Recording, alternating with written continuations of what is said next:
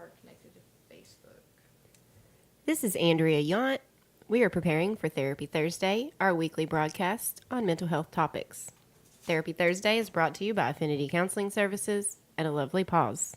This is a test. Affinity Counseling Services is located in Piggott, Arkansas, and Kennett, Missouri. We currently have three therapists in our office and are taking new clients. To join our sign-up sheet, visit counselingwithaffinity.com, and to find out more, you can call me, Kindred, at 870-324-5122 or 573-840-0440. Thank you. ALP is a local nonprofit. A lovely pause. Is a local nonprofit created to provide community education, awareness, coping skills, and support for those with PTSD and other trauma-related disorders. Subscribers will be receiving a free communication style assessment bundle in their email next week, so sign up for it. You can do that at a lovely pause, PAUSE.com, or you can sign up on Facebook.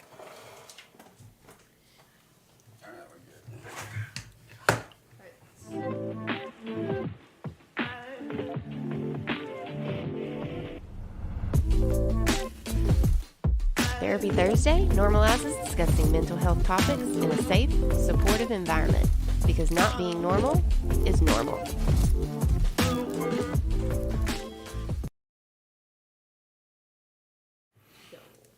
Welcome, everyone, to Therapy Thursday, our weekly installment here at Affinity Counseling Services, where we talk about different mental health topics from a personal and professional perspective.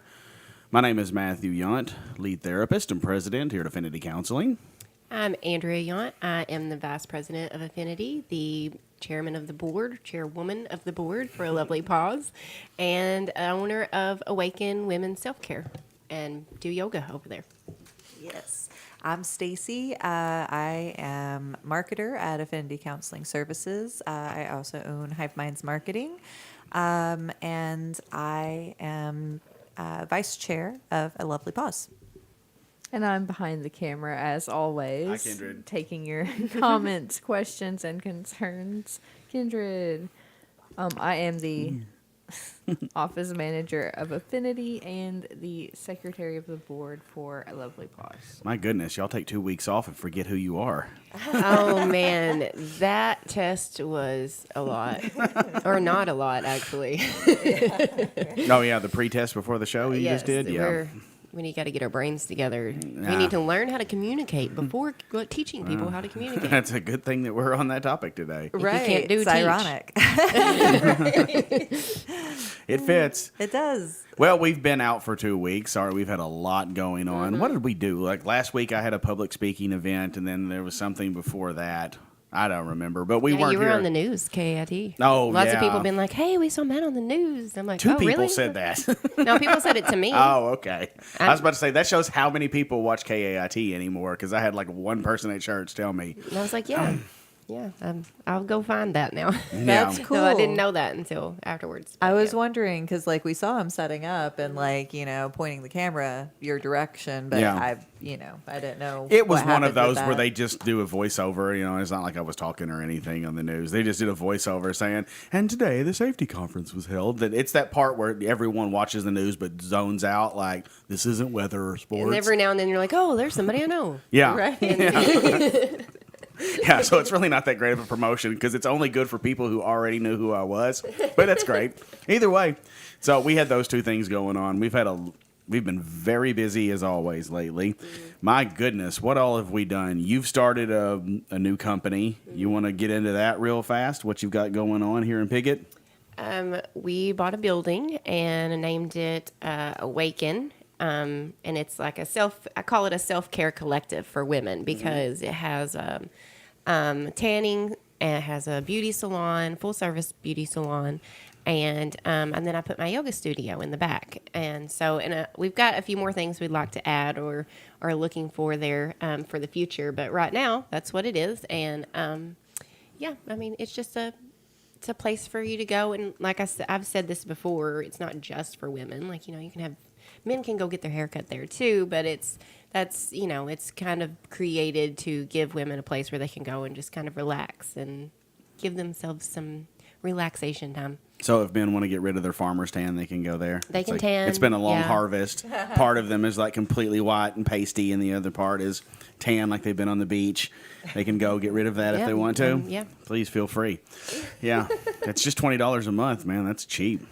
And so there's you've started that, Stacy. You're marketing. You're kicking butt in your marketing company. Hive Minds has got what 6, 7, 8 clients now. It's ridiculous. It's been a good month. Yeah, we've been having a lot of people that are seeing things that are being posted on some of the other businesses we've been posting for, and it's doing really well. We're super stoked about it. Yeah, so a lot of good things happening right now for our different ventures. But today we're going to be talking about communication. And this is one of the things that I teach classes on the most. And it's really sad that somebody has to teach a class on communication because we've been communicating ever since we were born. We've been communicating in some way, shape, or form to get our needs met, and we're all still really bad at it. It's like I think it's kind of goes back to the idea of it's not practice that makes perfect. It's perfect practice that makes perfect. So if you grew up in situations where communication was really not something that was practiced very effectively, but that's what you were taught, then that's what you practice all the time. You practice very ineffective forms of communication. And even the best communicators at times are not as effective as they actually think they are. There are so many things that get in the way of effective communication that it is really, I think it's almost miraculous that we even get any understanding at all from one another because there are so many barriers to it. So when you think of like the most common barriers to communication, what comes to mind? Emotional reactions. Yeah, so all the stuff that goes on in your head and the other person's head. Yep, so an emotional response. What else comes to mind? So like the nonverbal things that we do when we're communicating, that's, translating maybe differently than what we're trying to translate, right? Yes. Because we're just awkward or, whatever.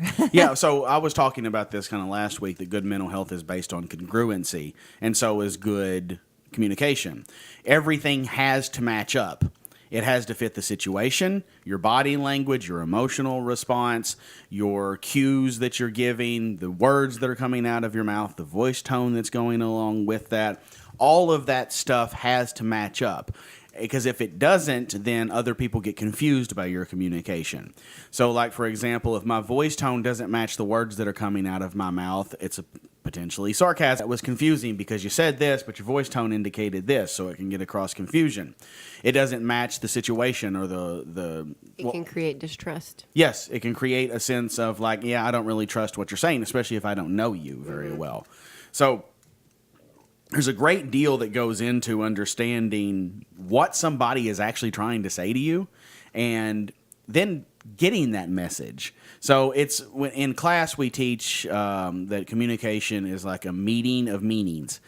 I understand what you mean and you understand what I mean. Right. So like the past experiences or based on past experiences, different perspectives. Yes. Based on your past experience or something that you might consider a lesson learned or something like that. Right. My mom likes to use the example of her and her husband, my stepdad, that their meaning of the word directly is very different.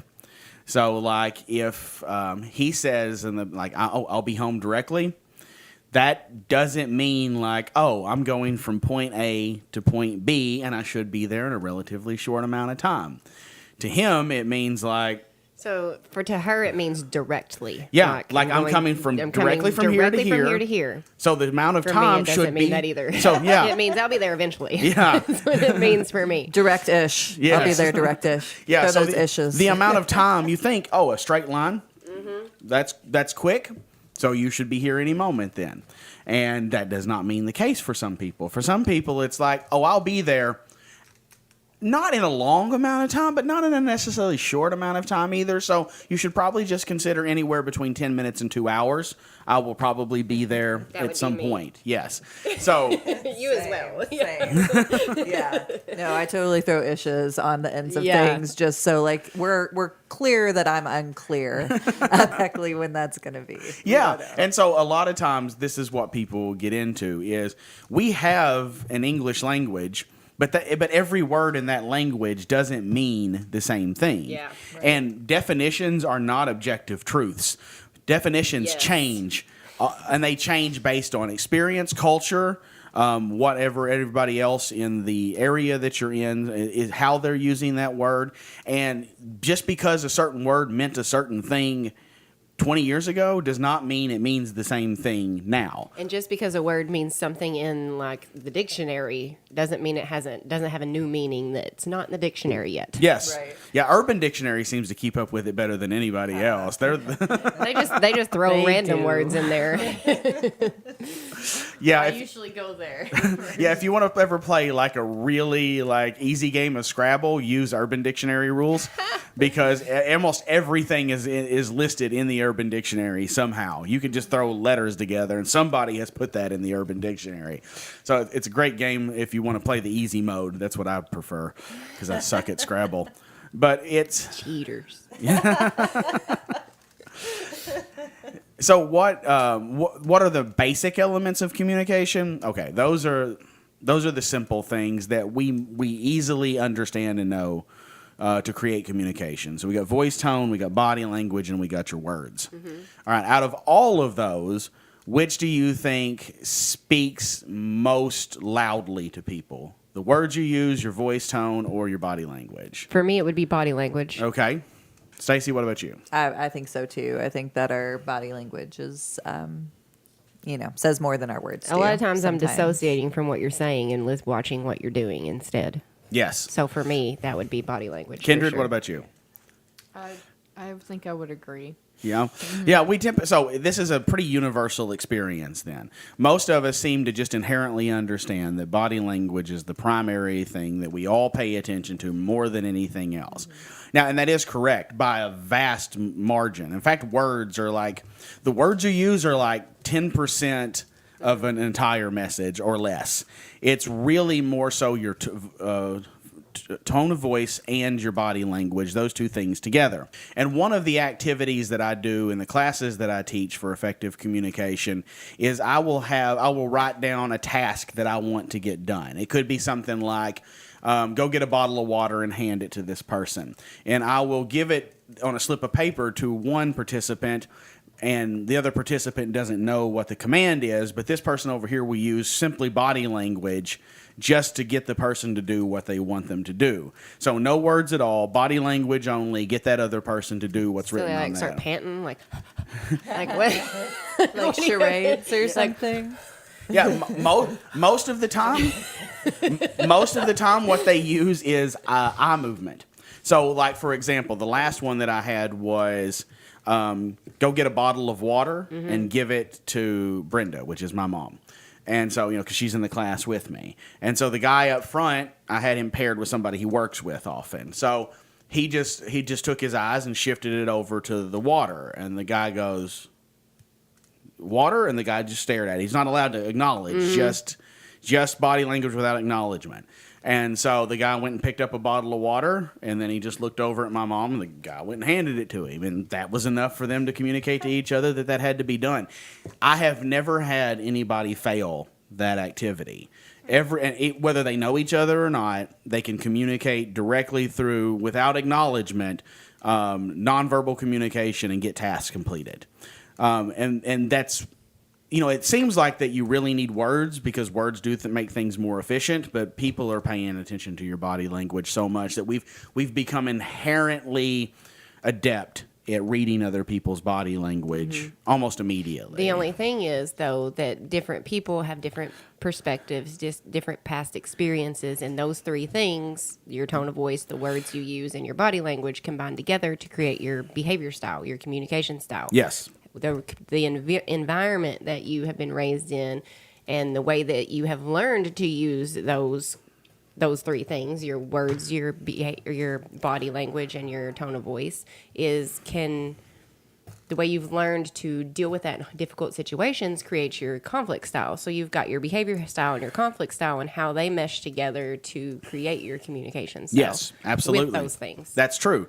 And so, like the body language part, that is not a foolproof thing, because what begins to happen is some people don't have emotive body language. They're very flat in their body language. They're very stoic, or they're just flat in affect or appearance. And so those type of people, a lot of people just assume they're mad all the time because they have a blank look on their face. They seem to be staring forward. They're very unanimated. And so to them, they register that as like, oh, that's how I am when I'm mad. I disengage. I don't interact. I become less animated. And so that person, I'm interpreting then that person must be upset. And that person will usually tell you, like, because we talk to people in class who have this type of style, they're like, I'm not upset most of the time. The people just assume I am because I don't have much of emotion or body language in what I do.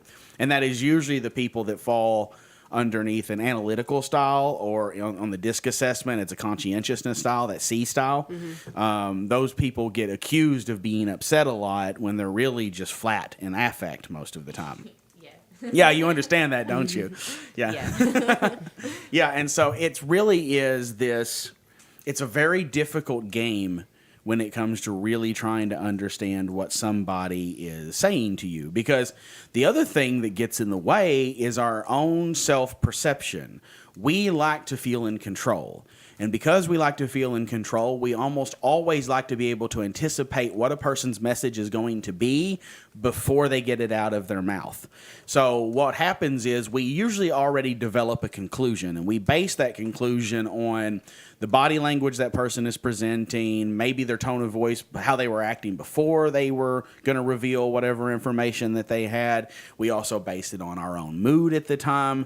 So we get a lot of these things happening that we just anticipate, okay, this person's about to say this, or I'm gonna guess the tone of what they're about to say. It's either gonna be good news or bad news or something like that. Maybe I'm in trouble, or they're anticipating something. So then when that person actually starts speaking, we're filtering the message through the anticipation that we already had of what that message was going to be. So that can misconstrue the message, and we get incorrect information because we pick words and phrases or body language that automatically backs up what we already assume the message is going to be, and then we try to make it fit that.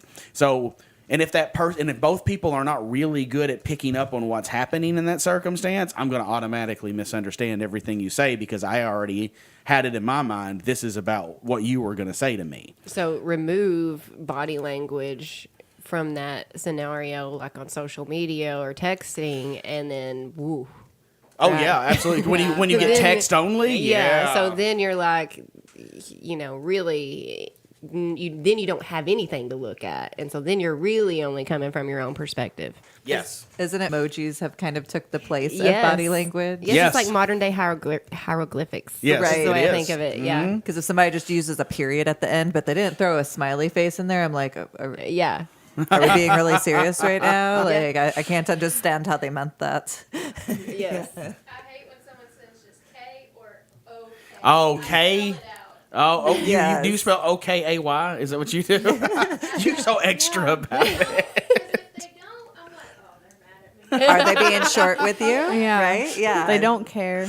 They don't care enough to put the extra letters. Yeah, Yeah. Jillian was saying that she spells okay completely, like O-K-A-Y, because I if do somebody that says too. K or okay, that she feels like that they're being short with her and they're mad. So Yeah. like seriously, text, social media, that's why it's like pointless to have deep discussions on social media, because you don't have that body language that's there, that sometimes even in person gets overlooked or gets Yeah. misconstrued. Yeah, so it's because it typically lacks necessary levels of context. You don't understand what the other person is trying to convey. You're reading it through your own filter. So if you already have the idea in your head, this is a conflictual conversation, then it doesn't matter what that person writes. You're already seeing Yes. it as conflict. And that's why so many people are like, "Oh, you can't have good conversations anymore." And no, you just can't do it on social media. Not very well. Not very well, anyways. Those types of conversations are best done in person. I have become pretty good at writing in ways that conveys the exact meaning that I'm trying to convey without it coming across as me trying to be conflictual or trying to create a circumstance where I'm opposed to the other person but trying to understand. But that takes a lot of work. Yeah, and then sometimes even Time. people get offended by that because you're Yes. messing up. They want to be rah rah rah, you know. So you just gotta. Like, hey, you're messing up my vibe here. I'm trying to Yeah. have an argument. Yes. Yeah. Yeah, that immediacy response, right? Because I think that's where, like, I do like text in a way of like being able to be thoughtful about what I'm going to send back. And like, it gives me a little time to formulate. But like with those more immediate responses, I think people, if you take a long time to respond, like those little bouncing dots, whenever you Yeah. can see that somebody's typing. Yep. But then like, then the dots go away and they're like, but wait, and then the dots come back and you're just like anxiously waiting to see like what's gonna be said next, right? I turn off those options on my I can't text do those messaging. options. I'm like, I don't want people to see if I've read their text message yet, because sometimes I'm No. like driving and it'll pop up on my drive, you know, and then it shows red, and then I haven't really read it. I'm driving. That gives me such anxiety. I don't want, because I know what that feels like. I don't Right. want people sitting there waiting, thinking I've read their message and waiting for me to. That really, like, oh, I can't stand that. Yep. No, I agree. It's so much better when like you don't know if they got it or did or whatever. Like with that. Well, this is why in a therapeutic setting, you will mostly, when you watch therapists on television, I know you've been watching something lately on Netflix. Oh, like- I recommend it a lot. Couples it's really Therapy? good. It's called Couples Therapy. It's not on Netflix. It's on Oh, is it's it? on Showtime. Oh, okay. We have it through Amazon. Oh, okay. And it's called Couples Therapy, and it's a documentary.